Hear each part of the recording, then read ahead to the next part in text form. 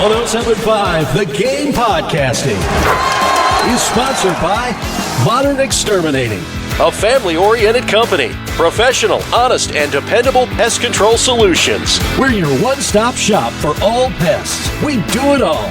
We know what bugs you. Visit us online at pestfreesc.com. That's pestfreesc.com. 11 o'clock, welcome in Gamecock Central Takeover Hour, presented by Firehouse Subs. Tyler Head and Wes Mitchell. Anticipating the arrival of Chris Clark, he did tell us he was going to be a few minutes late. Now the debate is, how late is he going to be? Is that another one of my bumpers? I think it is. It is one of your bumpers, yes. It's another dub, man. Again, I like all of them. No you complaints. know where I stole that one from? Where? Did you recognize it? I've heard it before. That's the opening for the college football playoff selection show this year, and, Yes, and the little updates each week that they did. Okay, yeah. They did a fantastic job with the intros on all those, but that was the background that was playing for them. Look, we know the college football playoff process is an entire TV show, so I hope their production and choice of music would make it entertaining. Yeah, you got to hit it out of the park, yeah, right? Exactly. It's like, again, the only reason this exists is because of that. Yeah, no doubt. I was curious to see, was Chris going to pull a me and run in at the last second, or pull a Terry and run in late? So the funny thing about Terry the other day, because again, he's routinely 3 to 4 minutes late for the start of the halftime show, and I just ramble for a couple minutes until he gets in here, because he's the one that's supposed to plan that show out. So I never specifically know what he wants to lead the show with. So usually I'm just kind of bouncing off whatever the hot topic of the day is, and I can hear him come in, because Terry's very loud, and that's okay. I hear him come in, and I think it was Wednesday, and I guess he stopped to talk to you. So I'm in here just rambling, waiting for him to come in. And he's over there propped up on our little cubicle, coffee in hand, just, shooting the bull with you out there. I'm like, Terry, we do have a show here. Come on, let's go. He knows you have it covered, though. I know, but trust. Again, it is nice when your co-host is there and you can start doing your back and forth. But I'm used to it at this point. He's also your boss. So. He is my boss, so I'm doing this in a very lighthearted way. And if anybody he's listening, I'm sure. If anybody makes fun of themselves, it's Terry. So I think he can take it. Yeah, I feel like if you're going to be in the sports media world,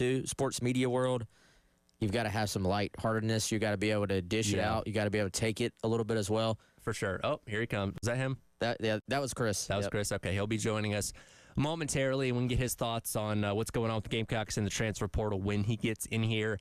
As yesterday, we got a little bit more news as they have added in the edge room George Wilson coming in out of Campbell from the FCS level, a new addition to South Carolina's edge room, a guy that's played for a couple seasons there, was originally at Florida State, and has a backstory with South Carolina where he was originally a commit under Will Muschamp, decommitted, goes to Florida State. So a guy that this fan base is not unfamiliar with, to say the least. Man, if there's one thing the transfer portal has given us, it is stories like this one, where I literally went back and found my story from when he committed to South Carolina in 2020, part of the 2021 class, and we, Gamecock Central, was part of Rivals at the time.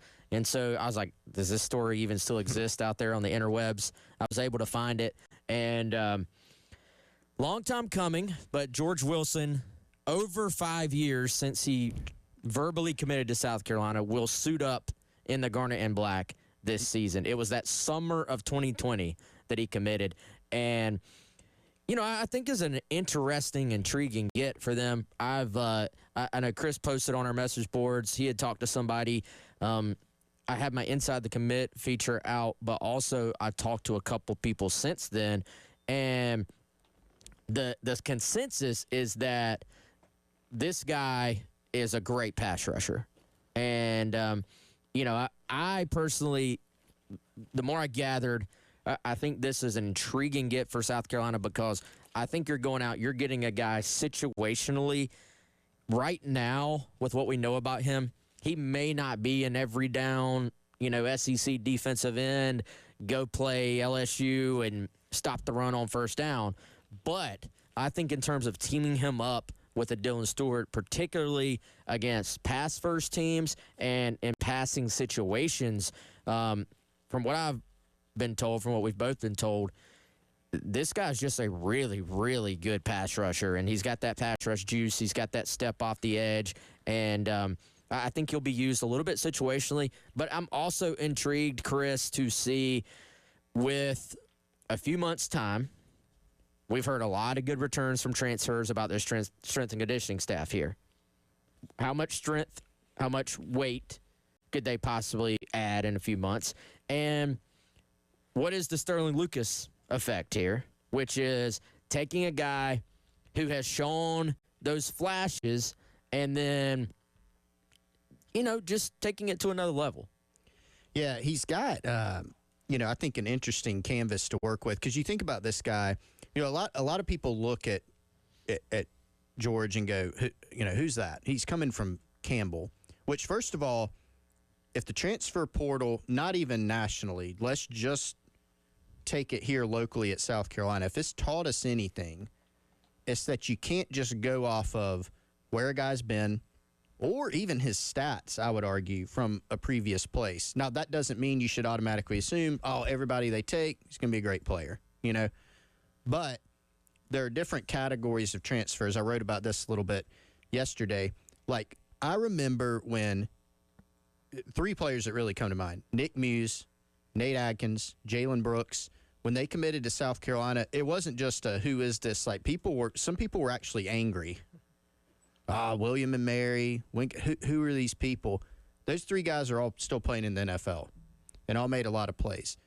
Now, you can't if you take an entire roster of Wingate, William and Mary, East Tennessee State, like you'll be like those programs, right? But there are good players that you can get from there.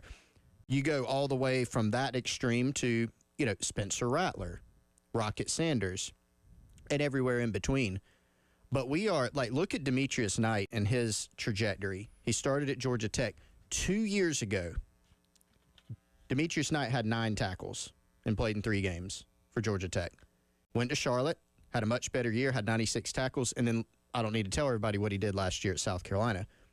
So if you're looking at George and you're going, well, he didn't, Wes, you're saying he's a good pass rusher, but he had, 5 sacks? He only had 5 sacks. If he was a really good pass rusher, he would have had 12 or whatever it is. But this is a guy that still, a bunch of schools, including South Carolina, Florida State, North Carolina, et cetera, recruited him out of high school. You talk to people who've watched him play, who've seen him. They like his bend, his pass rush ability. So does he have more to give? So to actually get down to the heart of your question before my tangent, yeah, I think this is a guy that you look at and you go, this guy has ability. And this staff, Sterling Lucas, Luke Day and his staff, they've done a good job of taking guys, even some guys that have come from big name brand programs, and helping them take the next step in their development. So I think this is a very interesting get. Is he a starter? Well, maybe not. But can he help you win a game or two by getting a big sack, getting a big pressure, forcing mistake? That's ultimately the goal here. And I like the pickup. And it's important to remember, we're talking about edge here. You obviously have Dylan Stewart. You have guys returning like, Brian Thomas Jr., JT Gear that have shown you respective production in their time here at Carolina. So you're not bringing him in saying, okay, you got to go out there and be Kyle Kennard or something like that. If he is, that's fantastic. But if anything, he's a guy that's adding depth. You obviously lost Wendell Gregory the other day, so you had an extra spot in that room that you could fill, and he's adding you that. And again, if he goes out there and becomes something, that's fantastic. But it's not the defense is not living and dying on him going out there and becoming a first-round pick or something like that. Yeah, and so, guys, I think South Carolina has very clearly tried to add value with their portal pickups. And, in today's world, what does that mean? Frankly, that's there's an NIL, I would say, there's an NIL just quality to that statement, too, is that, all right, how are you going to approach who you add? Are you going to say, hey, we're just going to go try to add the biggest name out there and pay him $1 million and all that? Or are you going to say, let's try to go find a fit that we think works here for both our needs on the field and for our locker room? And for South Carolina, it has been some value adds. And I think this is another example of that. If he is the only thing they get out of him is that he is the pass rusher that they think he is, then this will be a good pickup. Like that, if what they think he is right, if the evaluation is right, this pickup will actually outperform what a lot of people.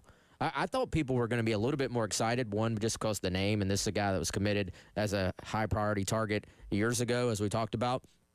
But two, I think this fits a little bit of what you needed. And, I think South Carolina's defense, we saw it last year, they let their guys, especially up front, play a little bit free. They let them try to play on the other side of the line of scrimmage. They, if you have Dylan Stewart on one side and then you have this guy, even situationally, if he's beating his man, like, yeah, he may not be a great run defender at this point in his career, but if he's creating penetration into the backfield and you're playing kind of an aggressive style of defense, you can win that way too. Like, we've seen South Carolina be pretty aggressive up front and letting their guys try to just get upfield and create penetration. And so I think he is a little bit more of a blow the play up type defender as opposed to set the edge, perfect technique, let me use my strength and convert speed to power, stuff like that. Also, something that caught my attention, if you dive into the PFF here, so 19 pressures last year, 28 pressures, which is actually a pretty massive number. I know some of this stuff, your eyes maybe glaze over when you start getting too deep into the numbers, but 28 pressures in a season is a pretty good number. That's in 192 pass rush snaps. And what stands out to me about the grades is actually maybe a little bit similar to the case with Kyle Kennard before he came in. A lot of his grades are in a really good place, but his tackling grade is very low. So what that tells me is that this guy was getting some wins off the line of scrimmage, but then was missing a tackle. So is there some upside there just in terms of can you clean up, can you finish this play off? And so that's something that probably has affected his stats. Another thing at play here, and I think there's been some maybe a little bit of misinformation floating around because his Campbell bio, if you just click it, it pops up and it says, he played in 9 games last year. He had 4 sacks. He had 11 tackles. And you're like, well, he didn't do much. Well, if you click through and go into the actual season stats, you'll see, well, wait, he was in 13 games. He had 5 sacks. He had 18 tackles. And so for whatever reason, the tallied stats do not actually match his real stat. I actually texted Steve Fink. I was like, hey, when y'all do his bio, be aware the stats on this thing are incorrect. And then so you go to his stats from the year before. He did have 4 sacks his first year there, 21 tackles, 5.5 tackles for loss. So I saw some of the numbers floating around that were just a little bit off. So when you come from a smaller program, you don't have a great maybe. I'm not saying anything about the people that did this. I'm just saying you don't have as big of a team maybe updating all your stats and your bios and all that stuff. I will say this. Let's go back to what we were talking about at the beginning. South Carolina did their due diligence on George Wilson. This is somebody they were very aware of. And when he entered the portal, they quickly, decisively made a move on him. And I think they're excited about the pickup. Are we going to use this to talk about, to do our edge breakdown? Does that make sense, maybe? That's a perfect transition. We've been doing our position group by position group, and edge is coming up next, which we'll do right after this break. It is the Gamecock Central Takeover Hour, presented by Firehouse Subs. Tyler West and Chris, along with you on your Thursday here on the game.